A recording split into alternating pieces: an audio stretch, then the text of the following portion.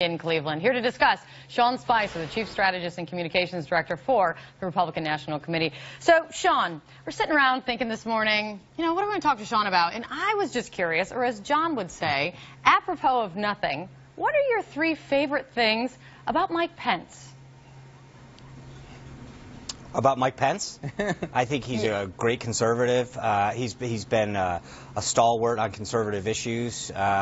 I got to know Mike when he was represented Indiana in the House of Representatives. He's a really solid individual. The kind of guy you might want as a vice president? Just spitballing here. Who I would want? Well, unfortunately, it's not my choice. Donald Trump's going to make that decision, who he feels would best be a partner for him for the next 8 years in the White House. Next 8 years in the White House. I love your crystal ball that you have right there, Sean. It's wonderful to see. You're standing there in Cleveland. One of the most watched debates right now, or one of the biggest questions that everyone's waiting to hear the answer to, is what is going to happen with the idea of a vote that allowing delegates to vote their conscience rather than freeing them up so they don't have to vote. They're unbound, if you will. Chances that the conscience vote makes it to the floor for a full vote. I think little to none. We're having attempts this morning to make sure that everyone's on the same page and further unify the party. But look, I think that there's a very slim chance that that's going to happen. And I think that, as I've said before, this is more of a media story and a bunch of tweets that have created this. There's no strategy, there's no candidate, there's no organization. We're focused on making sure that we've got the best convention going forward. As you mentioned at the outset, you had some pretty amazing speakers this morning. More are coming. We're going to have videos with people like Marco Rubio and Bobby Knight. Tim Tebow's going to speak. There's a lot of big names that are going to continue to come out of Cleveland here for what's going to be the most spectacular convention that either party's put on. It'll be huge, I heard. That's sources say. Sean, just to be clear, Phil Mattingly's reporting there's a meeting going on behind closed doors about the rules right now. And Phil's reporting is it looks like they may cut some kind of deal to make sure that the conscience vote doesn't get to the floor of the convention. Do you have any details on that?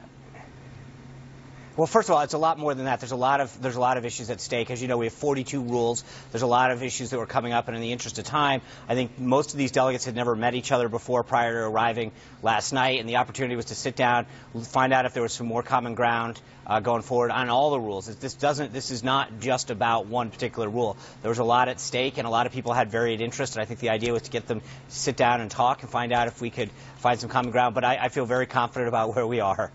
And by common ground, this isn't going to happen?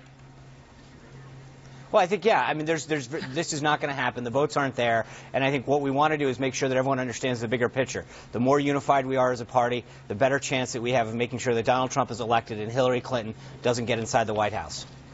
Sean, the NAACP meeting this weekend, they invited Donald Trump to come speak. John McCain spoke to them in 2008. Mitt Romney went in 2012. Trump's not going. You think he should? Well, I think it's not a question of what groups he goes to. I think Mr. Trump knows that demographically and vote-wise, we need to continue to reach out to different groups that the party hasn't done that well with in the past, and he has already made a commitment to do that. I think much to do is about one particular group, though. I mean, this is, I don't see too many folks in the media reporting when folks don't go meet with conservative groups, and the NAACP definitely has an agenda, and I don't think it is the sole way that you can reach out to the issues and concerns that plague members of that group. Of course not. But, if you look at the new Marist poll that's out, Donald Trump is pulling it 0% with African-American voters in Ohio and 0% with African-American voters in Pennsylvania. Trump not showing up to speak before the NAACP, how does that help with that number, though? Well, it's not a question of help or hurt, and I think that you're making this sound like some kind of binary proposition where it's an either or, and it's not. I think, look, when you look at Donald Trump's record on race in particular, in 1985 when he bought Mar-a-Lago, and the liberals down in Florida didn't open up clubs to minorities or Jews. He can push that Donald, message hold on, to Kate, the group, Sean, at the NAACP. I know, but you make it sound like if he doesn't show up to one particular meeting that's the only way he can reach out. I think he has shown a willingness to go to talk to different groups. He met with evangelical pastors in the past. He's talked to business people. Look, so I get it, but I think that the liberal media wants to talk about one particular group as if that's the only way to communicate to them, and I think it's a false... No! I think, look, but the point is he has an amazing record on stuff that he's... Well, I mean, but you don't ask Hillary Clinton about groups that she is refusing to speak to or doesn't go down to. So I think there's a double standard when it comes to what groups that we on the Republican Party choose to go speak to or not. Sean Spicer, of all the media, we thank you for being with us Liberal today. and non-liberal alike. Great to speak to you, Sean. Thanks, Sean. Well, I look forward to seeing you guys in Cleveland. Thank you. We will see you there.